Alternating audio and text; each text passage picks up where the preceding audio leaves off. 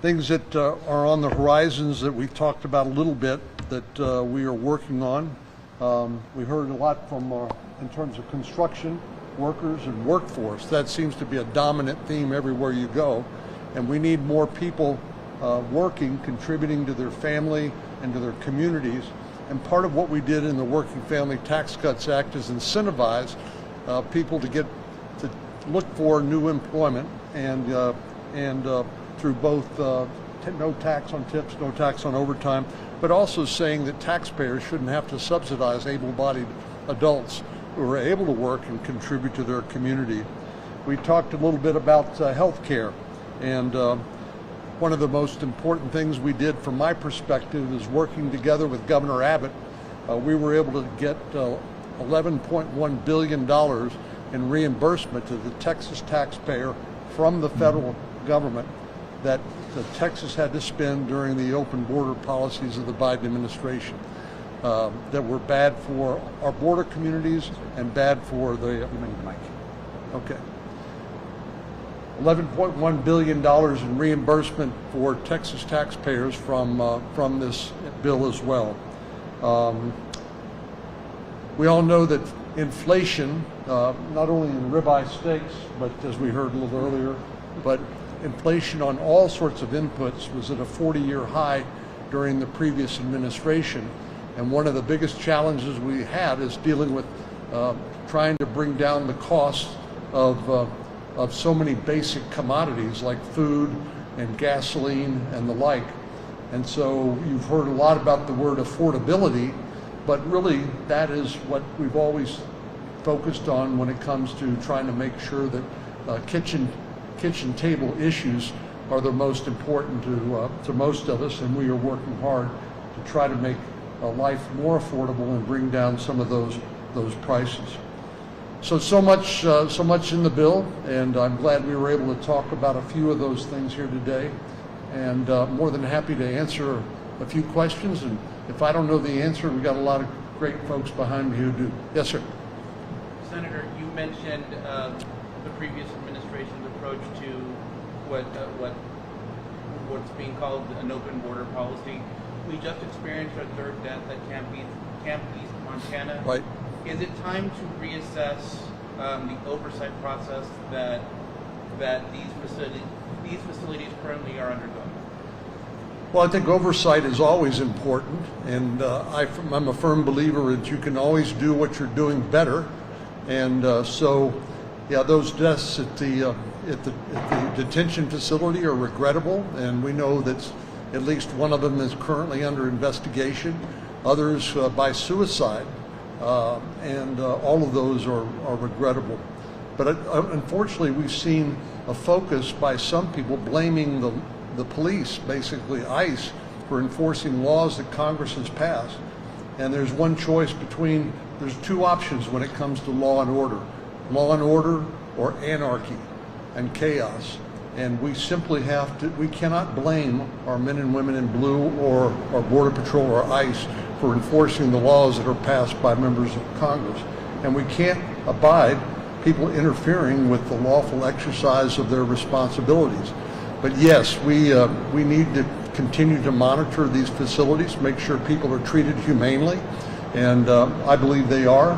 But like I said, we can always do better. Now, Senator, I wanted to ask the Department.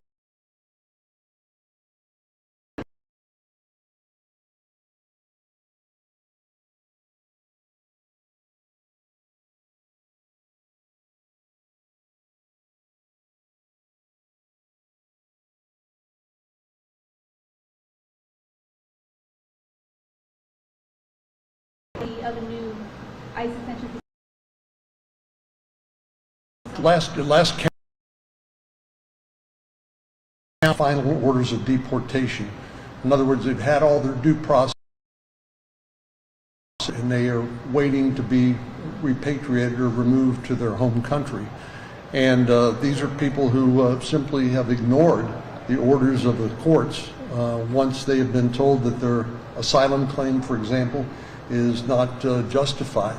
So there still is a lot of work that needs to be done. I know this Camp Montana, so to speak, is got a capacity of 5,000, but people are transitioning through there as they are being repatriated to their home country. I'm not familiar with the new facility that you mentioned, but certainly we'll be looking into that. Speaking of the construction industry, here in El Paso in the past few days, we've seen reports of ICE raids that is questioning workers, including Americans. I think asking questions of people is certainly appropriate as part of an investigation to determine who was legitimately present and who was not. Unfortunately,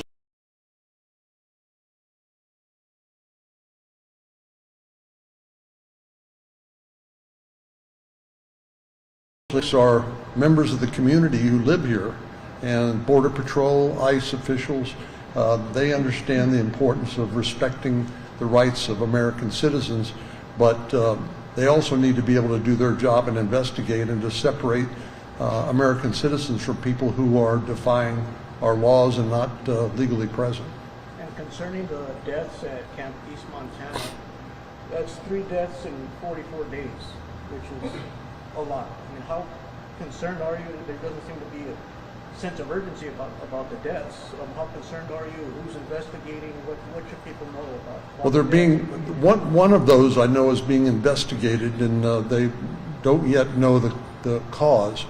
Others, unfortunately, results of suicide and other causes, but all of those need to be investigated, and certainly if there's been violation of law, crossing red lines, that needs to be addressed. But I think, unfortunately, this is what happens when you have 4 years of open border policies and millions of people being allowed into the country without any proper vetting.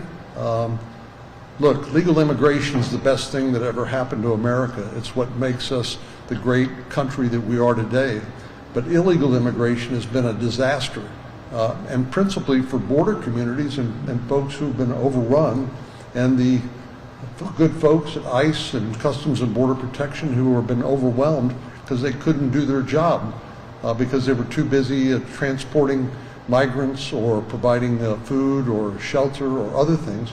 Now, if you talk to the Border Patrol, they will tell you they're finally able to get back and do the job that they trained to do and which they're proud to do, and morale is very high. So we've been through a very traumatic period, and it's not going to change immediately, but I think things are gradually getting better, and it's better for everybody, I think, if we restore our legal immigration system rather than just having open border policies where anybody and everybody can come in the country without knowing why they're here, who they are, what their record is in their home country, and whether they're a threat to communities in our state and our nation. And which agency is doing the investigation into the deaths at Camp East Montana? Law enforcement authorities. And is there a timeline on when that investigation is expected to be finished? I don't know. You can ask them. We have time for one more question. One final question on my part. The Trump administration has just retrieved captured Maduro. What's your opinion on what needs to be done in Mexico? Mencho's still running the Jalisco cartel. 2 sons of El Chapo still running things. What's your opinion on what needs to happen, whether militarily or assistance or what? Well, the good news is that President Sheinbaum has and her administration have been more cooperative than in the past under President Lopez Obrador, who believed in hugs, not bullets, and unfortunately did not do much to suppress the cartel's activities. And we know that the most common cause of death of young people between the age of 18 and 45 in America is fentanyl. We know those drugs come from, the base chemicals come from China, and they come from Mexico, where they're made to look like relatively innocuous or, pills, and people take those, and too many of our young people had taken one of those pills thinking it was something else and died. So, but the good news is that President Sheinbaum and her administration are much more receptive to assistance. Particularly, they want intelligence to be able to identify the cartel activities and the drug labs and things like that. and we are happy to provide them that intelligence. I understand their concerns about their sovereignty, and they don't want an American face or name on law enforcement efforts in their country.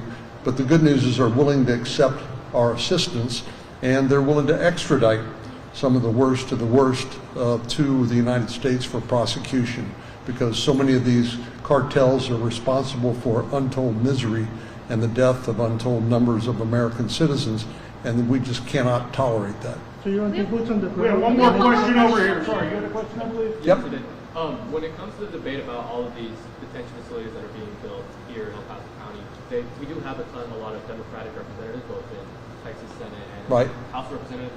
Just talk about your willingness to work with the other party in terms of trying to get everyone on the same page about it. Well, I have been guilty of actually talking to a Democrat from time to time, and even worse, working with Democrats when it's in the best interest of our state and my constituents. Look, I wish we could work more cooperatively together. Unfortunately, our politics are pretty polarized these days, and it makes it hard to do things. For example, this bill, the Working Family Tax Cuts Act, was passed without a single Democratic vote.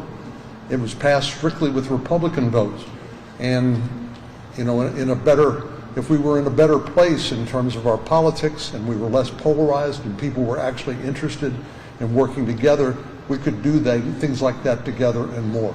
So but we can't sit around and complain. We have to continue to do what we can do using the tools at our command. But I'm always happy to work with our Democratic colleagues. They're not our enemy. They are our fellow American citizen, our fellow Texan. But sometimes the politics trumps the sort of rational consensus building that is required to pass bipartisan legislation. But we are doing the best we can. Thank you. Terrific. Thank you all for being here. Senator, if you don't mind staying here, and participants, if you could stay here too, we're going to take a quick group photo. And then we've got some very photogenic students over here as well. That's really loud, yeah. Thank you so much. Yes.